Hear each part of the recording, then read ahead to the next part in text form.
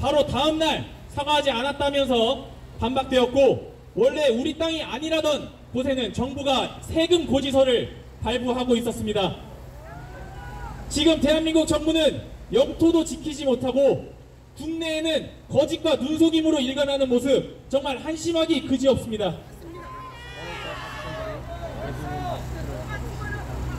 중국과 러시아에는 한마디도 하지 못하는 이런 현 정부는 매우 웃기게도 우리와 같이 싸우며 피를 흘렸던 미국에게는 큰 소리를 치고 있습니다. 오직 북한만 바라보며 동맹도 내치고 중국몽을 꾸며 중국에 굽신거리고 있습니다. 그렇게 하면서도 얻은 것은 아무것도 없습니다. 삶은 소대가리라며 욕을 듣고 국내 대학에서는 중국 학생들이 한국 학생들을 위협하는 일조차 일어나고 있습니다. 여기에 더해 북한만 바라보는 외교로 결국 우리는 미국의 신뢰를 잃어가고 있고, 중국과 러시아는 한미 동맹의 결속력을 지속적으로 시험하고 있습니다. 오죽하면 미국 정부에서 문 정부는 거짓말쟁이라는 표현까지 썼겠습니까? 여러분, 우리의 대한민국이 어느새 거짓말쟁이 국가가 되어버렸습니다. 이게 말이 되는 상황입니까? 이렇게 약해진 동맹 간의 결속력은 결국 외부의 위험을 키우고, 외부의 위험이 커지면 당연히 그 위험에 대비하기 위한 비용 청구서의 금액 역시 커지게 마련입니다. 결국 동맹의 신뢰라는 명분도 방위비 인상에 따른 실리도 모두 챙기지 못하는 형국이 되었습니다. 반일 감정을 이용해 국내의 지지율을 높이려 다시는 지지 않겠다며 선동을 일삼다가 이제 와서는 반쪽짜리 협정을 일본에 내밀며 구걸하려 하고 있습니다. 이 얼마나 꼴사나운 짓입니까? 여러분, 이 정부에게 더 이상 외교적인 능력을 기대할 수 없습니다. 그렇다면 만약의 사태에 대비한 국내의 대비라도 튼튼하게 해놓고 있었을까요? 네, 아닙니다. 동맹의 눈치도 국민의 눈치도 보지 않는 정부이지만 행여나 김정은의 심기를 거스를까 전전긍긍하고 있는 모습입니다. 그토록 자부하던 인권 인식은 어디에 내다 버렸는지 북에서 넘어온 탈북자를 제대로 조사하지도 않고 범죄자로 몰아세우며 북으로 보내버렸습니다.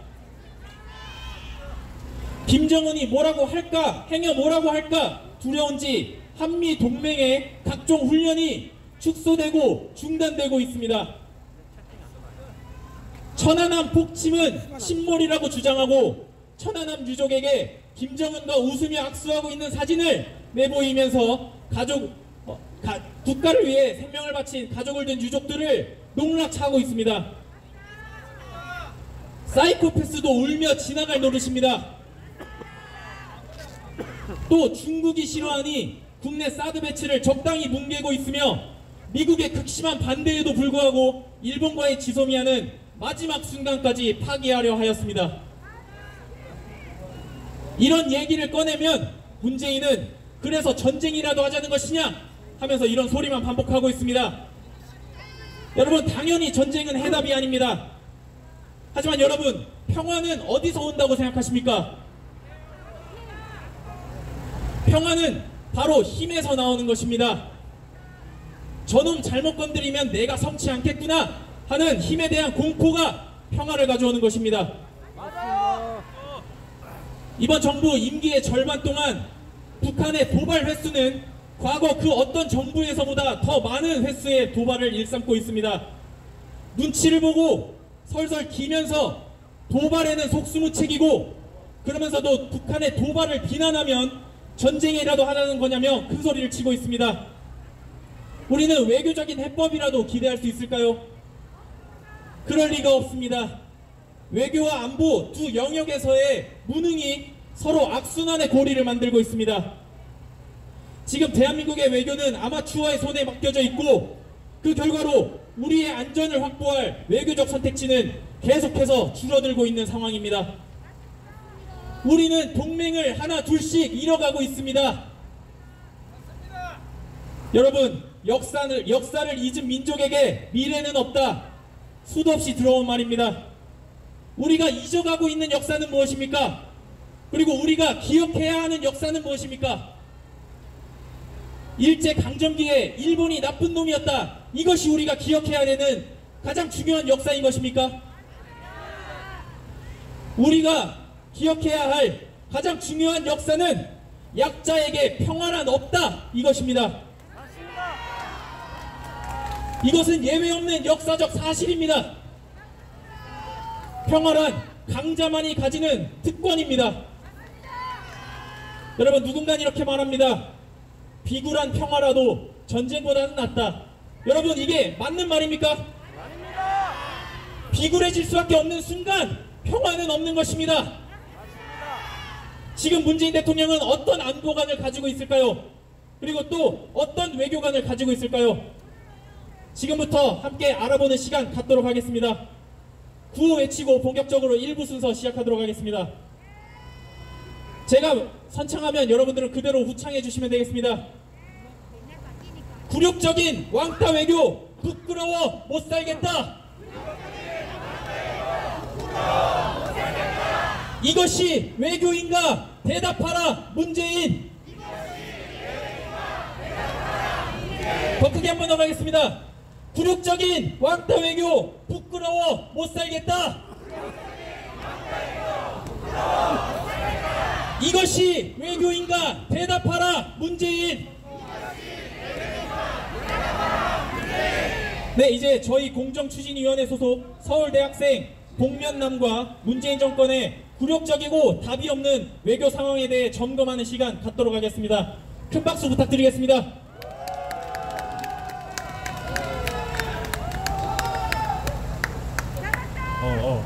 예, 여러분 반갑습니다. 복면남입니다. 나이도 춥고 눈도 내리는데 좀 여러분들께 좋은 소식을 들려드려야 되는데 안타깝게도 죄송합니다. 문재인 정부 지지율이 아직도 40%를 넘습니다. 그 중에서 문재인이 뭘 잘했냐 하는 것 중에 대표적으로 꼽히는 게 외교를 잘했다는 거예요. 제가 원래 이런 데 서서 마이크를 잡는 사람이 아닌데 좀 이건 아니다 싶어서 이 자리에 섰습니다. 그러니까 지금부터 문재인의 외교를 어떻게 못하는가를 한번 알아보겠습니다.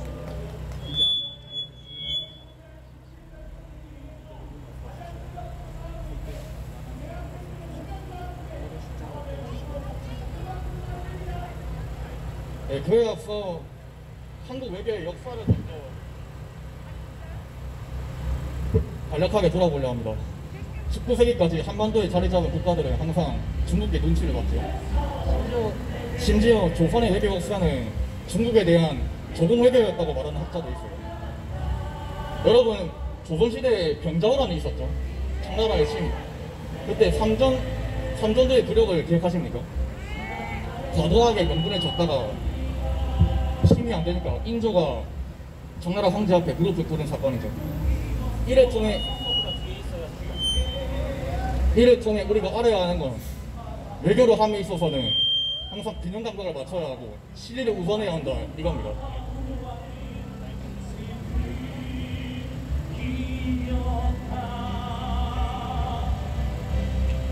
45년 해방 이후에 48년 건국, 50년 한국전쟁 많은 일들이 있었죠. 53년 한미동맹을 맺고 나서 한반도를 식민지로 만들었던 일본과도 우리는 눈물을 흘리면서 손을 잡았습니다.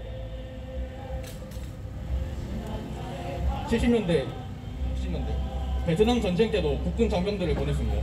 당시 너무 먹고 살기 어려우니까 일단 목구멍에 뭘 채워 넣자 이런 심정으로 그런 결단을 내렸죠.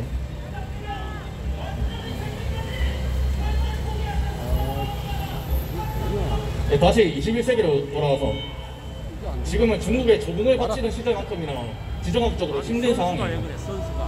지금도 동북아시아에서 우리는 중국, 일본, 러시아 이런 강대국들을 둘러싸여 있습니다.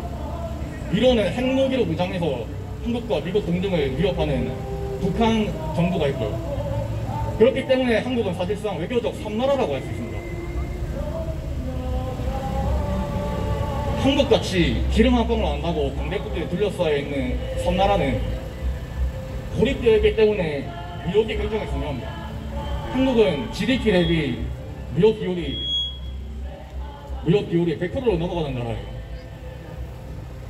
그렇기 때문에 외교가 매우 경제에도 그렇고 전반적으로 중요하다고 볼 수 있습니다. 2019년 세계는 또 다른 시기를 타고 있어요. 바로 미중 무역 분쟁이죠. 지금은 그 분위기가 조금은 가라앉았지만 중국과 미국의 양강 체제가 수면 위로 떠오르기 시작해서 한국은 지금 어디로 흘러갈지 굉장히 불확실한 상황입니다. 그렇기 때문에 한국은 외교 전문가를 적극 등용해서 올바른 선택을 하는 게 굉장히 중요한 상황이에요. 이제 본격적으로 문재인 정부가 어떻게 잘못을 하고 있는지 알아보겠습니다. 먼저 한국의 외교부 수장이 누굽니까? 강경화 씨죠. 강경화 씨가 자격과 능력이 있어서 문재인이 임명했을까요? 아닙니다. 이분은 원래 외교 전문가가 아니라 통역 전문가예요. 김대중 대통령 때 이 사람이 3년간 통역사로 있었죠. 장관 인사청문회 때부터 이 사람 수준의 바닥이 드러나는데요. 모 야당 의원이 사드가 없다면 북한 미사일 대책이 뭐가 있느냐 라고 물으니까 이분이 5초간 대답은 안 하고 그냥 가만히 있어요. 이런 간단하면서도 굉장히 중요한 질문에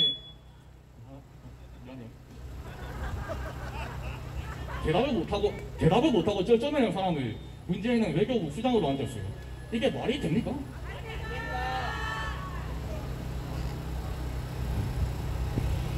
중국 관련 인사도 완전 개파인데요. 소득주도 성장으로 한국 경제를 존먹던 장하성 씨가 이번에는 중국 대사로 갔습니다. 제대로 된 외교 경험도 없고 심지어 중국말도 못하는 사람이 중국 대사로 가 있어요. 정말 이제 이번 정부는 외교를 잘할 생각이 있는지 의문이 듭니다. 심지어 중국 언론에 따르면 장하성이 중국의 1:1로 사업에 동참한다는데요. 여기서 1:1로 정책은 중국이 외국에게 과도한 빚을 지르고 영향력을 행사하는 사실상의 소중국화, 속국화 정책입니다. 몰디브는 국고가 약탈당했다며 탈중국 움직임을 보이고 있고 파키스탄, 말레이시아 등등 아세안 국가에서 진작에 1:1로 폐기를 검토하는 상황이에요. 그런데 중국 대사는 도대체 뭔 생각으로 이 정책을 같이 하겠다는 건지 전 이해할 수 없습니다. 한국이 중국 바짓가랑이나 붙잡는 나라 아니지 않습니까? 주변 인물뿐만 아니라 문재인 자체도 문제죠. 이게 지금 G20 세계 각국의 정상들이 모여 자리인데 전 문재인이 어디 있나 했더만은 저 끄트머리에 뻗어놓은 보리자루 마냥 뻣뻣하게 서있네요. 다른 정상들은 즐겁게 일상적인 대화를 하고 있는데 이 사람은 가만히 서서 멍따다하는 것 같습니다. 이 사람이 국내에서 대국민 담화를 할 때도 그렇지만 A4 용지에 적힌 글자가 없으면 아무 말도 못하는 사람이에요. 문재인이. 여러분 혼밥 외교라고 아시나요? 혼밥이라고 아시나요? 요즘 젊은 사람들이 좀 개인주의적인 문화가 강해지면서 혼자 밥을 먹는 풍조가 퍼지면서 혼밥한다 라는 신조어가 생겼는데 그냥 일반 사람들은 혼밥할 수 있는데 원래 외교는 식탁에서 결판한다는 말이 있을 정도로 식사 자리가 매우 중요해요. 그런데 이 사람은 중국에 가더만은 지가 그토록 사랑하는 중국에 가서도 10개 중에 8개를 혼자 먹었습니다. 친구가 없으면 좀 만들어야 하는데 말이죠. 물론 저 같아도 문재인이랑 밥은 안 먹겠습니다. 문재인을 그토록 짝사랑하는 김정은과 문재인을 한번 비교해보죠. 김정은은 중국에 가서 극빈 대우를 받았어요. 시진핑 주석 내외와 만찬을 하고 직접 배우까지 받았습니다. 반면에 문재인은 총리하고 식사도 못하는 마당에 김정은만도 못하다고 할 수 있죠. 이제 또 왕따 외교 얘기하고 친묵 외교. 중국에 방문했을 때 대통령 수행 기자가 중국 경호원들한테 받은 일이 있죠. 기억하시나요? 청와대가 매우 경고해야 하는 일인데 입을 다물고 있어요. 대체 뭔 약점이 잡혔길래 중국과 북한에 한해서는 아무 말도 못하는지 모르겠습니다.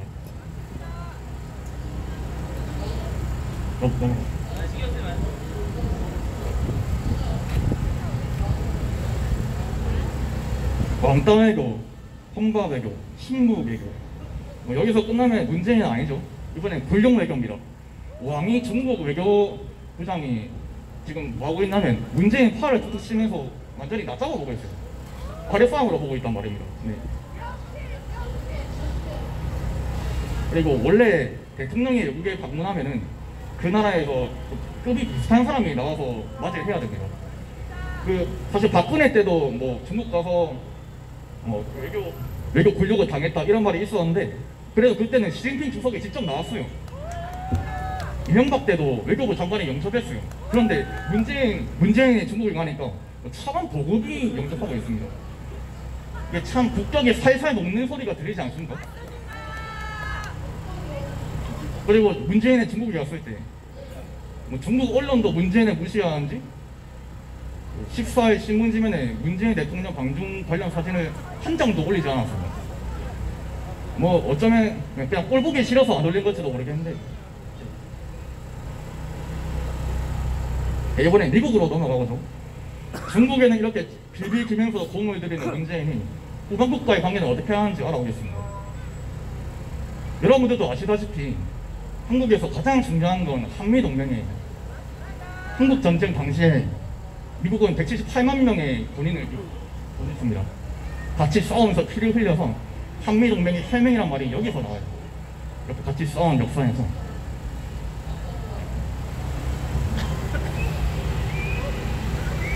그런데 지금 한국에서 어떤 일이 벌어지고 있느냐.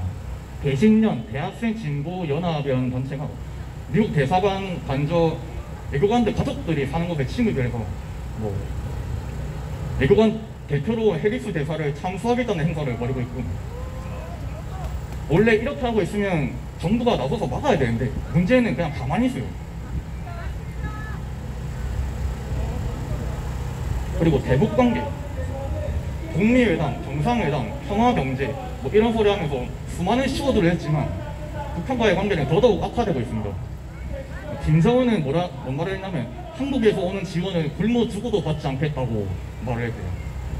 뭐 그토록 공을 들였는데 북한한테도 무시당하고 있네요.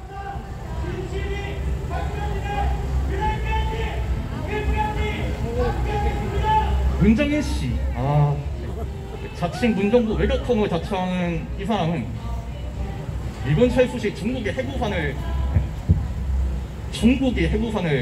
제공하는 거 어떠냐 이런 말을 했습니다. 왜 해구산이란 게 적국이 핵을 던지면은 동맹국 중에 가장 강한 나라가 핵을 맞받아치면서 이걸 방어하는 그런 전략인데요. 중국은 유일하게 북한의 동맹국이라 할 수 있는 나라인데 뭐 중국한테 해구산을 받는다는 게 말이 안 되지 않습니까? 이거 7월달인가 8월달에 나온 얘기인데 김정은한테 삶의 소대가리도 양천 대사하도록 뭐 이런 말을 듣고도 청와대에서 뭐라 했냐면 수위 조절해서 다행이다 이런 대답을 했어요.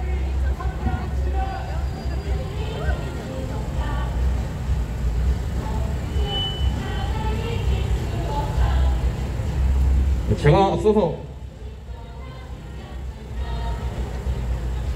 경자오라는 얘기를 했는데요.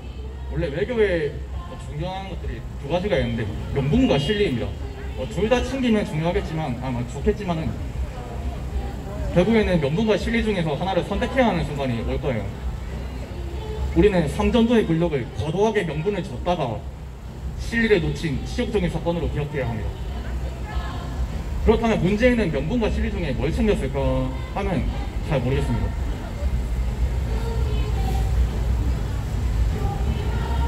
한일 관계 참 민감한 사안이죠. 제일 중요한 미국과는 서먹서먹해지고 아까 말한 것처럼 일본과는 관계가 최악으로 치달았어요. 나중에 안보 다룰 때 본격적으로 언급하겠지만 지소미아 문제로 방해비 협상에는 적신호가 들어왔고 동맹국들 간은 최악의 관계를 가지고 있습니다. 이 역시 안보와 관련이 있는데요. 문재인이 한때 이런 말을 했습니다. 정의로운 전쟁보다 비겁한 상황가 낫다. 이게 그럴싸하게 들릴 수 있는데 전 이 문장을 보면서 일제강점기 시대 한 인물이 생각났습니다. 바로 이완용인데요. 이완용은 이래 말했어요. 아무리 나쁜 평화라도 전쟁보다는 낫다. 이게 다 조선의 평화를 위한 거다. 뭐 이런 정신순리를 하면서 조선을 일본에 넘겼죠. 문재인과 이강용이 관점이 비슷해 보이는데 뭐 이건 저의 착각일까요? 원래 평화는 자신을 지킬 힘이 있는 나라에 주어지는 특권이에요. 그렇기 때문에 국제 정치에서 힘을 동반하지 않는 외교는 매가리가 없다. 뭐 이런 말이 인용되는 거고요. 조선의 왕이 삼전도에서 머리를 조아린 이유는 조선이 청나라에 맞서 싸울 힘이 없었기 때문입니다. 역사가 이런 교훈을 전달하는 걸 우리는 기억해야 돼요. 유한형식 평화를 주장하는 문재인의 외교관이 잘못되었음을 알려야 합니다. 사람들에게. 참 길었는데 한국은 국제적으로 부끄러운 나라가 됐어요. 모든 나라가 한국을 무시합니다. 이제는 왕따 외교, 권력 외교를 멈추고 외교의 기본 철학을 숙지한 전문가에게 외교를 맡겨야 돼요. 경제는 경제 전문가에게, 안보는 안보 전문가에게 맡기는 것처럼 뭐 통역하던 사람 장관으로 앉히는 그런 행태를 멈추고 외교 전문가에게 외교를 맡겨야 합니다. 네, 감사합니다.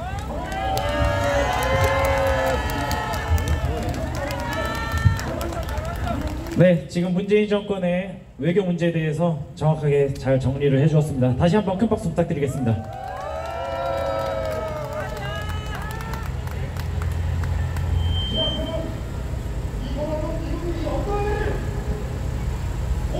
네, 다음으로는 제가 문재인 정부의 뒤로 가는 안보 그리고 호구 안보에 대해서 여러분들과 얘기 나눠보도록 하겠습니다. 그 전에 저희가 잠깐 쉬는 시간으로 네, 여러분들에게 저희가 운영하고 있는 소통 채널에 대해서 공지를 좀 드리겠습니다. 저희는 카카오톡 채널을 운영하고 있습니다. 그 카카오톡 채팅창 탭에 그 돋보기 모양을 눌러서 공정사회 또는 우리도 국민이다라는 키워드로 검색을 해주시면 저희 공정추진위원회가 하는 활동들에 대한 공지사항을 카카오톡 메시지로 받아보실 수 있습니다.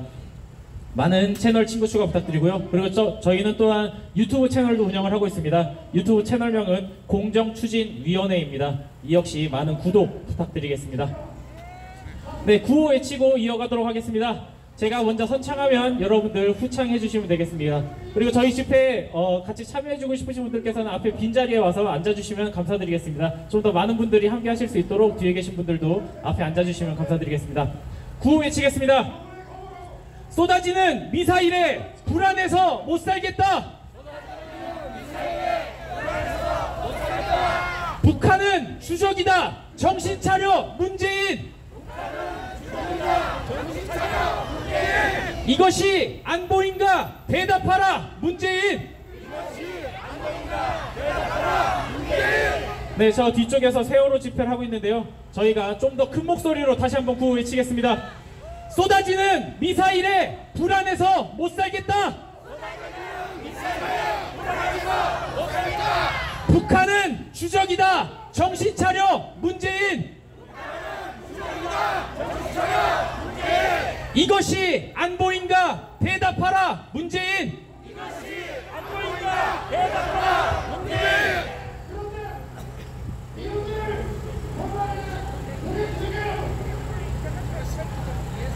네, 저희 안보 2부 시작하도록 하겠습니다.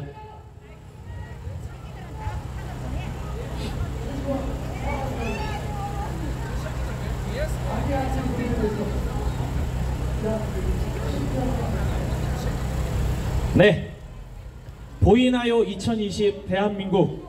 저희가 여러분들께 여쭙고 싶은 질문입니다. 저는 어두워서 아무것도 안 보이는 상황입니다. 나라의 모든 지표가 암담하여서 미래가 보이지 않고 안보 영역 역시 마찬가지입니다. 네, 문재인 대통령은 2017년 7월 베를린에서 한반도 평화 구상을 주제로 연설을 하면서 우리가 추구하는 것은 오직 평화입니다 라고 주장했습니다. 그러면서 통일은 평화가 정착되면 자연스럽게 이루어질 일이라면서 성숙한 민주주의의 힘으로 평화로운 한반도를 반드시 실현해 나갈 것이라고 말했습니다. 여러분, 하지만 모두들 아시다시피 성숙한 민주주의는 개뿔, 민주주의의 가치를 지속적으로 퇴보시키는 중입니다. 네, 어쨌거나 그럼 한반도가 평화로워졌나요? 그럴 리가 없습니다. 뭐 하나 제대로 할 리가 없습니다. 그림을 보시죠. 이제 막 반 정도 임기가 지난 현재 문재인 정부의 집권 동안 북한은 역대 최다의 횟수로 미사일 도발을 자행했습니다. 횟수로는 24회, 그리고 미사일 개수로는 41기입니다. 이는 박근혜, 이명박, 심지어 노무현, 김대중 그 어떤 정부보다도 더 심각한 수준입니다. 고작 절반의 임기 동안 이뤄낸 화려한 안보 실적입니다. 계산해보면 한 달에 약 0.7번의 미사일 도발이 있었던 셈인데, 평화로운 한반도의 시대는커녕 6.25의 시대로 역행하는 것은 아닌지 의문만 드는 상황입니다. 네, 역사를 잊은 민족에게 미래는 없다. 단재 신채호 선생이 말씀하셨다고 전해지는 말입니다. 네, 그렇습니다. 역사를 보고 반성하지 않는 민족은 똑같은 실수를 되풀이할 거라는 교훈입니다. 주로 반일 정신을 고취할 때 많이들 사용하고 있습니다. 그런데 왜 잊지 말아야 할 역사에 일제 강점기만 포함되고 6.25 전쟁은 포함되지 않는 것입니까? 훨씬 더 많은 사람들이 비참하게 죽어간 6.25 전쟁의 고통과 희생은 별것 아니라고 생각하는 겁니까? 여러분, 미국 워싱턴에도 6.25 전쟁을 기념하는 공원이 있습니다. 여기에는 Freedom is not free 라고 적혀있는 벽면이 존재합니다. 그렇습니다. 여러분, 자유는 공짜가 아닙니다. 대통령은 이 사실을 잊고 있더라도 한반도에서의 자유는 거저 주어진 것이 아님을 우리라도 기억하고 있어야 합니다. 여러분, 대한민국 안보에 큰 역할을 담당하는 국방부 장관은 어떤 사람인지 한번 살펴보겠습니다. 현 정경두 국방부 장관이 보여준 모습을 살펴보자면, 장관 임명 이전 합참의장 임명 당시에 인사청문회가 있었습니다. 그때 서면 답변서는 최초로 제출된 이후 24시간 만에 18곳이 수정되어 다시 제출된 적이 있습니다. 어떤 것들이 수정되어 있는지 말씀드리겠습니다. 먼저 북한 전쟁 지도부에 대한 참수작전이 가능한가 하는 질문에 맨 처음에는 김정은 참수부대를 올해 말 창설 예정이라고 답변했습니다. 근데 이것을 곧바로 수정했는데요. 어떻게 수정했냐면 참수부대 용어는 재고가 필요하다고 생각된다, 이렇게 바뀌었습니다. 또한 북한 김정은 정권을 인정해야 한다고 보는가 라는 질문에 처음에는 인정하지 못합니다 라고 답변했다가 덧붙였습니다.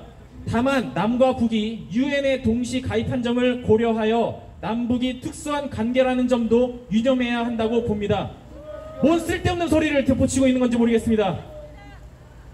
북한 눈치를 보기 급급한 정교두 장관의 답변서를 보았을 때 과연 이분의 안보관은 명확한지, 그리고 주적과는 확실한지에 대해서 의문이 들고 있습니다. 여러분, 주적관이 명확하지 못해서 그런 것입니까? 현 정부는 한박도에 대해서도 명확한 답변을 내놓지 못하고 있는 실정입니다.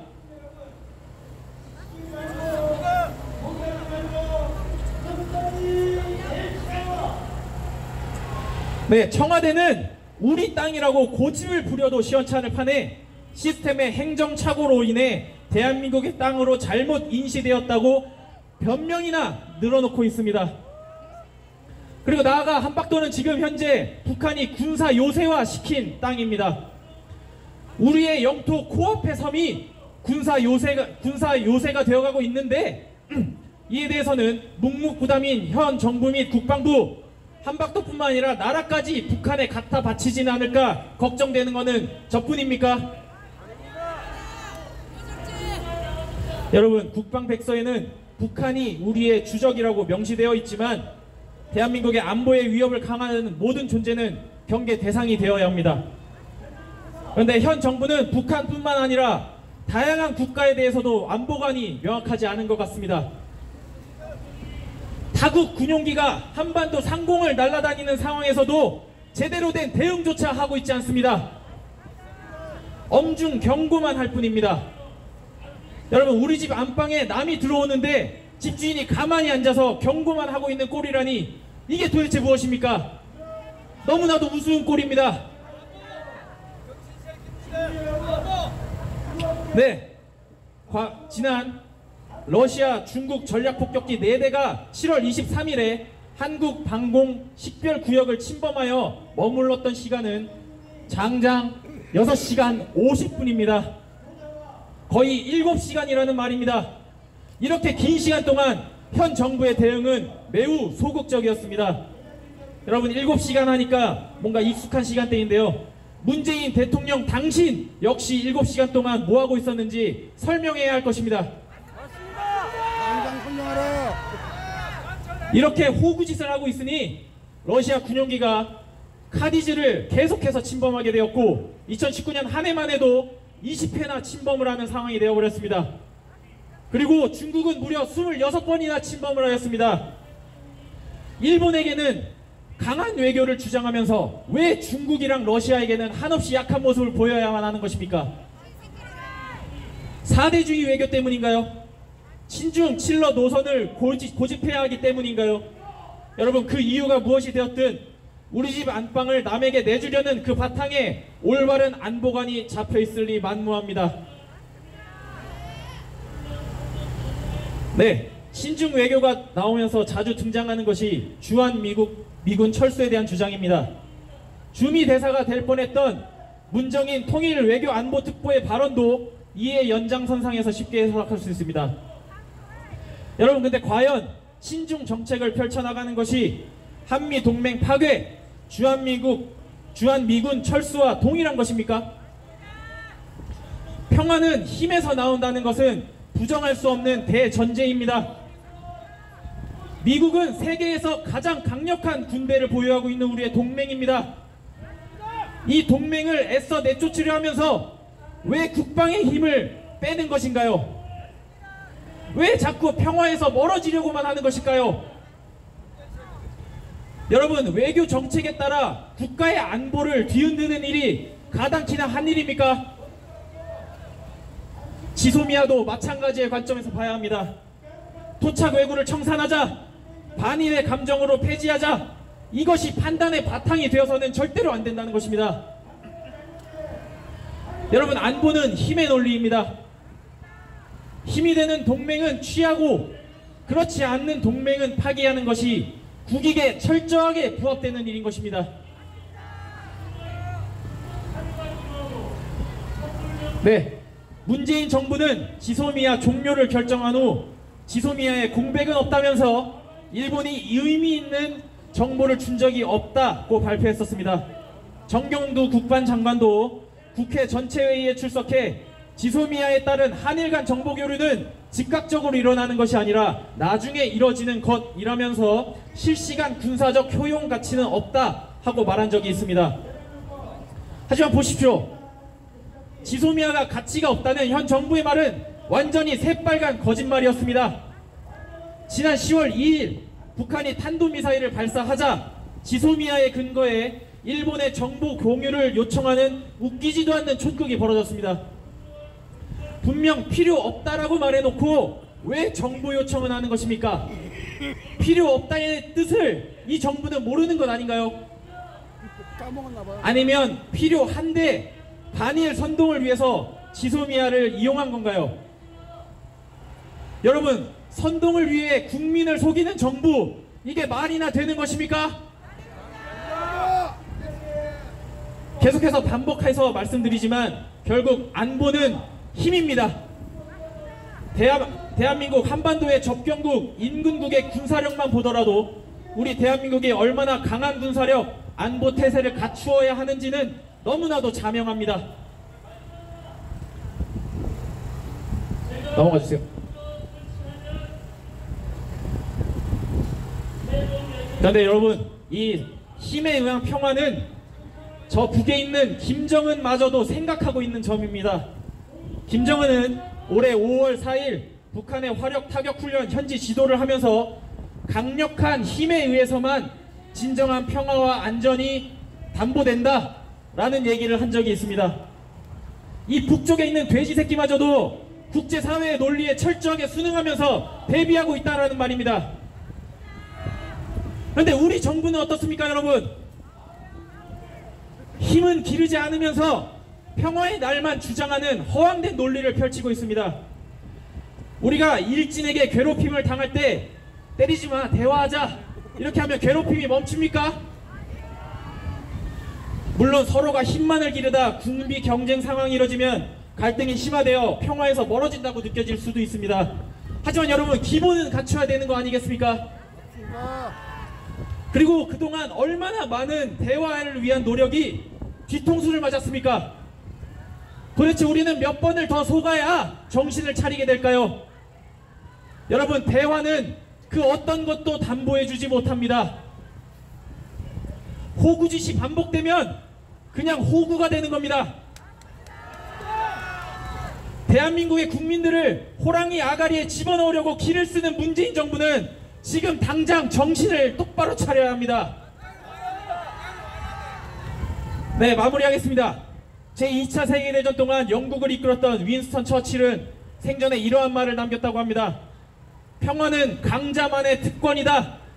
약자는 평화를 누릴 자격이 없다. 네, 그렇습니다. 당시 힘을 키우던 나치 독일에 대항할 힘을 갖추지 못했던 수많은 나라들, 폴란드, 프랑스와 같은 나라들은 그 대가를 처절하게 지불해야 했지만 강한 해군과 공군력을 가졌던 영국은 독일로부터 본인들의 평화를 지켜낼 수 있었습니다. 그래서 저희는 지금 정부, 문재인 대통령, 국방 통수권을 가지는 다양한 내각 인사들에게 묻고 싶습니다. 지금 대한민국은 평화를 누릴 자격이 있는지, 그럴 만한 힘이 있다고 진지하게 고민해 본 적은 있는지 묻고 싶습니다. 저희는 잘 모르겠습니다. 하지만 적어도 하나 확실한 건 힘은 기르지 않은 채 입으로 평화만 주장하는 국가의 말로는 비참했다는 것입니다.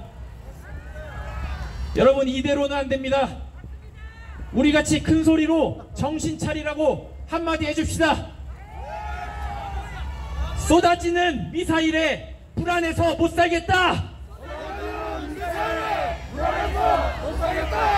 주적은 북한이다. 정신 차려, 문재인.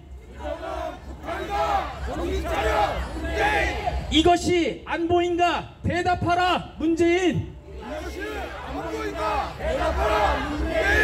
더 크게 한 번 더 가겠습니다. 쏟아지는 미사일에 불안해서 못 살겠다. 주적은 북한이다. 정신 차려, 문재인. 이것이 안보인가? 대답하라, 문재인.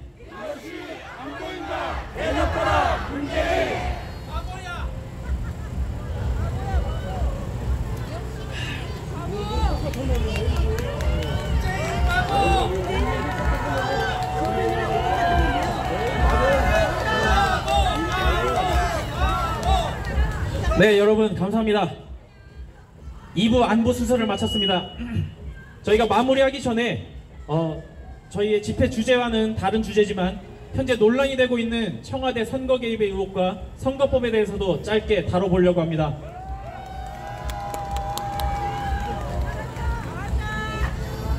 네, 60여 년 전 3월 15일 대통령과 부통령을 뽑는 선거에서 조직적인 부정선거가 있었고, 이는 대한민국 민주주의 역사에 큰 오점으로 남아 있습니다.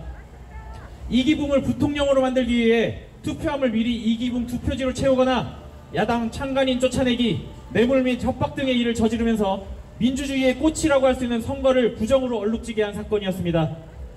결국 이것이 계기가 되어 4.19 혁명으로 정권이 무너지고 말았습니다. 여러분, 60여 년의 시간이 지났습니다. 과연 현재의 대한민국은 올바르게 민주주의가 뿌리를 내렸다고 볼 수 있겠습니까? 최근 일어나는 일들을 보면 대한민국의 민주주의의 시계는 다시 과거로 돌아가고 있는 것처럼 보입니다.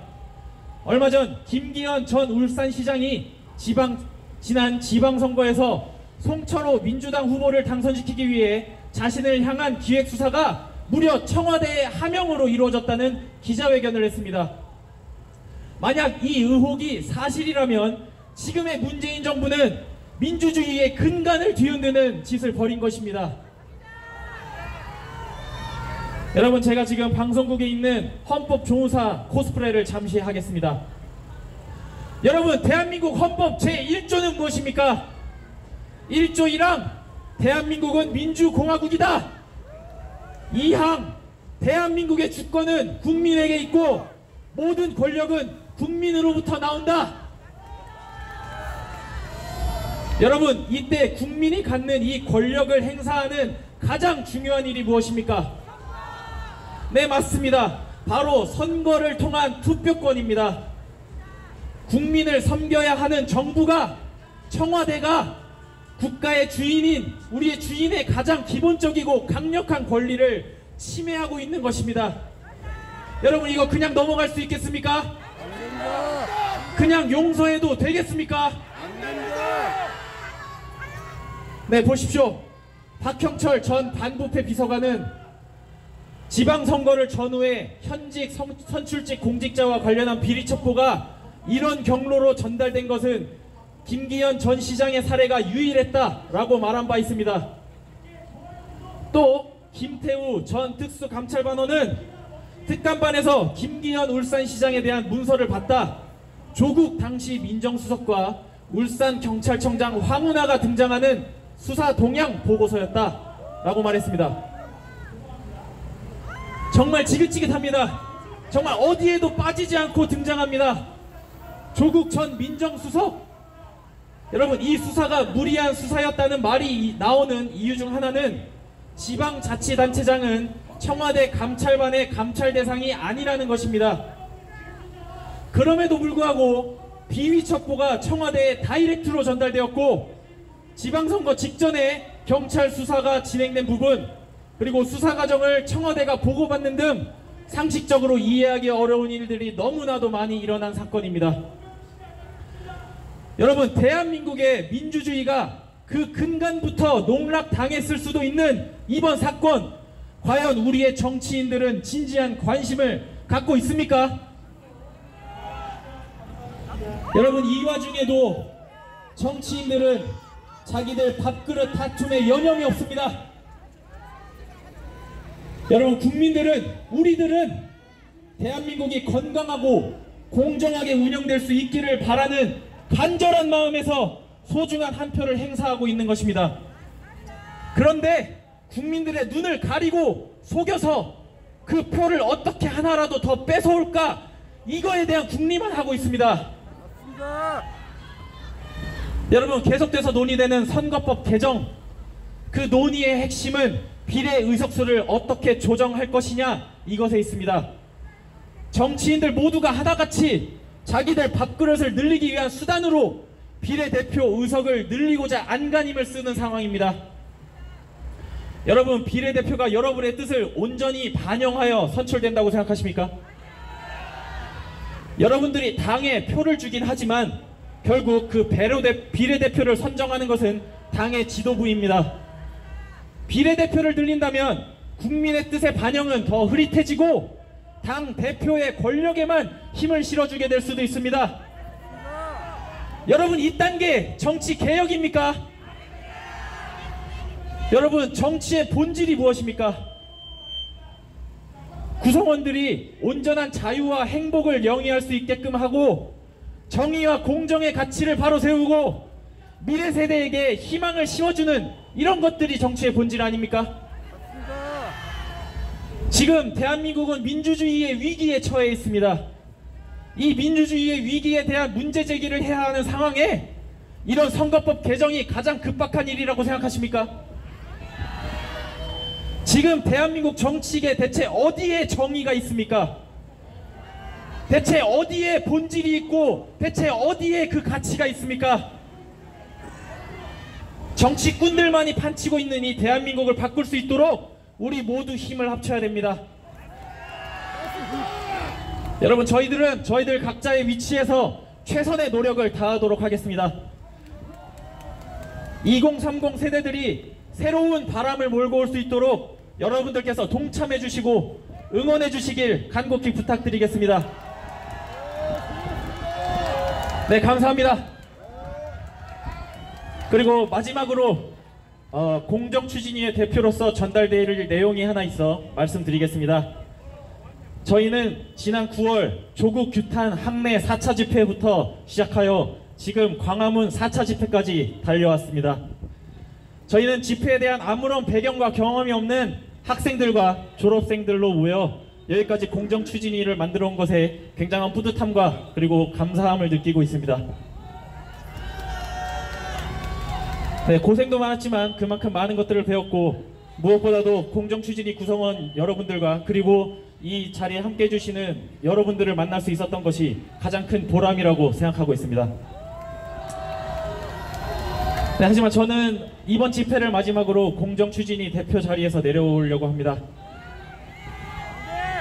네, 개인적으로 새로운 곳에서 새로운 도전을 해보고자 하는 생각이 있고, 이를 공정추진위 대표와 병행할 수 없다는 판단에 내린 결정입니다. 네, 공정추진위에서 같이 진행하고자 했던 것들이 많이 있고, 또 공정추진위원회만이 세울 수 있는 비전이 있다고도 생각을 합니다. 근데 현재 시기적으로 어떠한 판단을, 선택을 내려야 하는 그런 때라고 생각했습니다.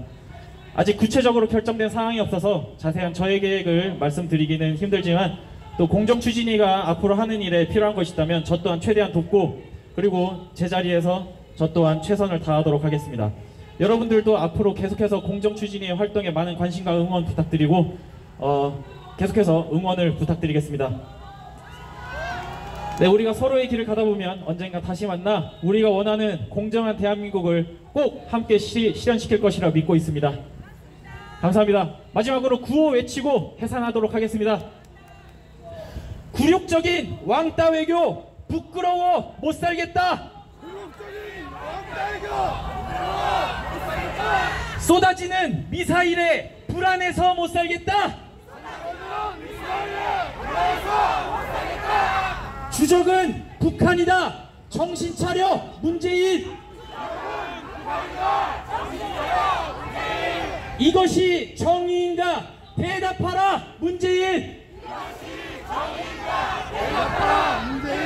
마지막 구호 더 크게 한 번만 더 외치겠습니다. 이것이 정의인가? 대답하라 문재인. 네, 감사합니다. 이것으로 공식적으로 저희 공정추진위원회 제4차 광화문 집회 우리가 원하는 공정한 대한민국 마무리하도록 하겠습니다. 네, 가는 길 조심히 돌아가시고 앞으로도 많은 관심과 응원 부탁드리겠습니다. 감사합니다. 네, 지금까지 공정추진위 대표 김근태였습니다. 감사합니다. 수고 많으셨습니다. 조심히 돌아가십시오.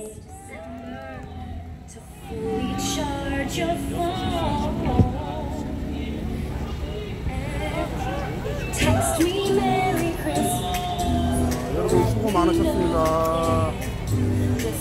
여기 대학생들이야 오늘 회장인데 공정추진위원회라고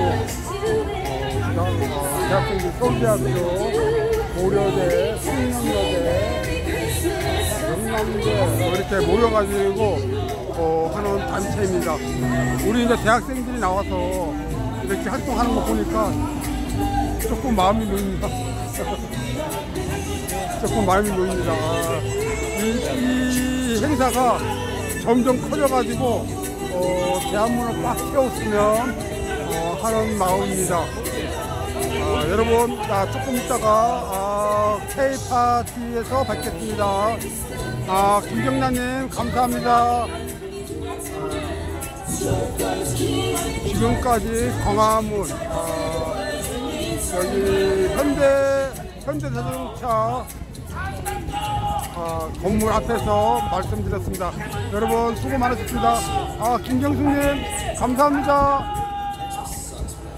잠시 후에 K-파티 뵙겠습니다. 날씨가 좀 쌀쌀해지는데요. 감기 조심하시고요. 좀 감기에 걸려가지고 콧물이 좀 납니다. 예, 이따 뵙겠습니다, 여러분. 이따 뵙겠습니다. 감사합니다.